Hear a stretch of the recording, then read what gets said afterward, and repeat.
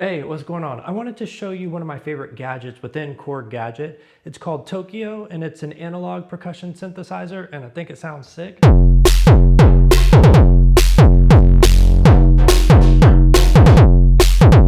gonna give you a quick overview of it, and then maybe we'll make some sounds with it and see if we can get it to sound good. I should let you know what I've got for the setup. I'm going from here to the Mac, and then out of the Mac via MIDI into here, so that I can control this. So I'm sort of using this as a drum module, and I'm not really using the sequencer that's built into Korg Gadget, which, whatever, right? So we can just take a listen to the sounds. This is our init patch. We've got 4 different drum types. One of them is a kick drum, or like a bass drum sound. Another one is a snare drum. We've got a tom, and then the last one's more of like a percussion sound, and you can get some more like FM type sounds out of it, as well as just like regular synth sounds. So let's start with the bass drum.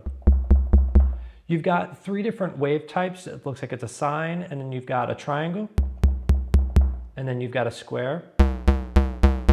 Okay, I'll put this back on the sine. And then you've got a couple of different options here. You have tune, decay, bend, the boost, level, and then you have some pan controls. Let's start with the tune. Let's take a look at the decay. And then our bend. Right, and then level and pan are self-explanatory. Let's listen to some of these different settings with the triangle.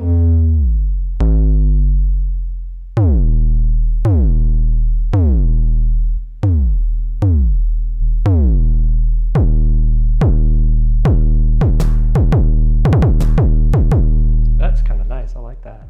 Cool, all right, let's keep on moving. That's pretty gnarly sounding.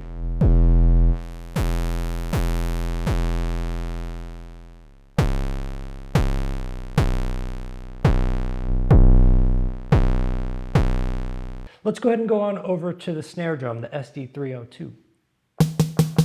So we've got a couple of different controls over here. We have a tune and a decay, noise, snappy. We have a punchy control, which I think is sort of like a compressor, and then level and pan. So let's take a listen to all the different ones here.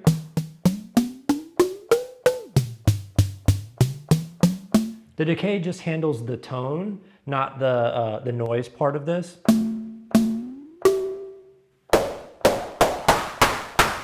Becomes much more noisy whenever you go all the way to the noise. Snappy is going to give you a little bit more of that, like the snare sound.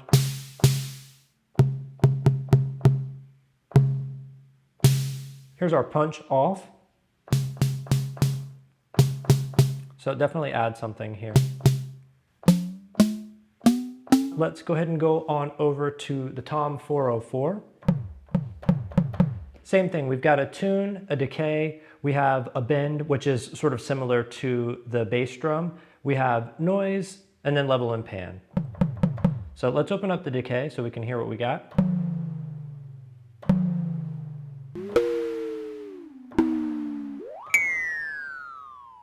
So it sounds like it's almost like 2 tones at the same time, and they're just at an interval apart. It doesn't seem like you can change that, which is that's okay, it's kind of cool. Let's go over to the PCS503, which is, I'm assuming, is just like the percussion. We're gonna open up the decay. Oh, actually, let me explain what we have. So we've got tune, decay, we have modulation, and we have depth and speed control for those, and that's it. So it's sort of like, here's your tone, here's the decay on it, and then let's modulate it. I guess it's sort of like an LFO. Let's open up the decay and find out. We're just gonna go through the different modulations before I mess with the tune. Let's do a saw. Square. That's cool. And then it looks like this is a random or noise. Let's mess with the depth and speed so that we get an idea what those sound like. Definitely FM territory, so I think that you could probably get some really crazy sounds out of this.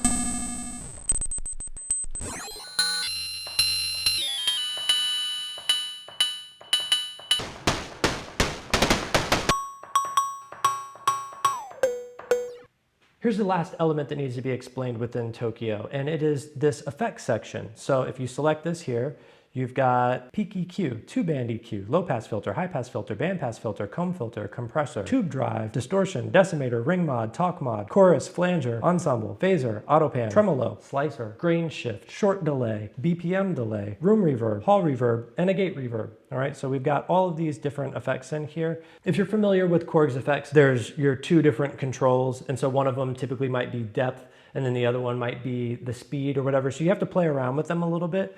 Let's take a listen to the tube overdrive. That sounds pretty good.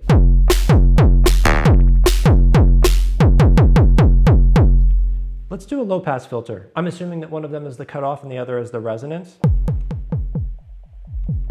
Found the cutoff.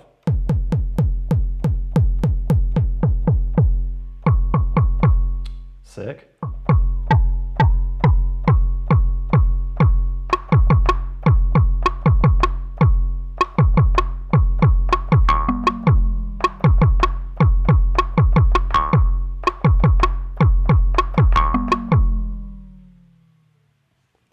That's pretty cool. Here's the other little part of this. If you take a look right up here, you can see that we've got these little squares that emulate the colors of the 4 different modules within this gadget. And you can just disable them like this, and then the effect that is selected will not be on those individual modules. Say for instance, that you just wanted to have the tube overdrive on just the bass drum.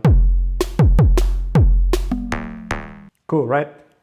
So those are your 4 sounds. And I think what's really so cool about this is that there's such a limitation. It sort of has like an old school electribe vibe to me, or maybe even if you were sort of interested in getting the drum log or the drum log, whatever the hell it's called, the 4 different analog drums that are built into that, you sort of get the same sort of feel, right, for 40 bucks. It's kind of not that bad. So I think that this is super, super powerful. Also keep in mind that because this is in Korg Gadget, all of these knobs can be captured in motion sequencing. So this makes this thing really dynamic. I think what's really cool about it is it's just 4 modules and they're not very complicated and there aren't a ton of different knobs on here. It's just super simple. It's immediate. And I think that you can make some really cool things with it just using this. I highly encourage you to download it and play with it. Check it out. I got some music on my Bandcamp. If you get a chance, take a listen to it. And then otherwise, hey, see ya later. Bye.